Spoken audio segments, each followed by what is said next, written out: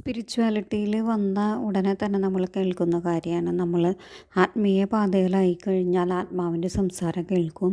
ആ സംസാരം അനുസരിച്ചിട്ട് വേണം നമ്മൾ ജീവിക്കാനും പ്രവർത്തിക്കാനും. അങ്ങനെയാണ് നമ്മൾ ഹയർ ലെവലിലേക്ക് എത്താമെന്ന്. പക്ഷെ പല ആത്മീയ പാതകളിലും വന്നിട്ട് നമുക്ക് ഈ സംസാരം കേൾക്കാൻ സാധിക്കില്ല.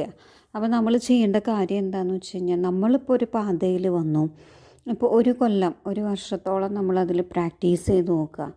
എന്നിട്ട് നമുക്ക് എന്തൊക്കെ മാറ്റങ്ങളുണ്ടെന്ന് നോക്കുക. എന്നിട്ട് നമ്മൾ പരമാവധി പ്രാക്ടീസ് ചെയ്ത് നമ്മുടെ കഴിവ് മാക്സിമം ഉപയോഗിച്ചിട്ട് നമ്മൾ അതിൽ തന്നെ ഒരു കൊല്ലം നോക്കുക. എന്നിട്ട് ആത്മാവിൻ്റെ സംസാരമോ അല്ലെങ്കിൽ ഉള്ളിൽ നിന്നൊന്നും കിട്ടണില്ലെങ്കിൽ അപ്പോൾ നിങ്ങൾക്ക് ഇനി അടുത്ത ആത്മീയപാത നോക്കാം. കാരണം ഒന്നും പൂർണ്ണമല്ല. അപ്പോൾ ഒരു സെക്ഷൻ നമ്മൾ കംപ്ലീറ്റ് ചെയ്തു, അത് ശരിയാക്കി, ഇനി അടുത്ത സെക്ഷൻ കംപ്ലീറ്റ് ചെയ്യാൻ അല്ലെങ്കിൽ അത് ശരിയാക്കാൻ നിങ്ങൾ ട്രൈ ചെയ്യുക. അങ്ങനെ മാറി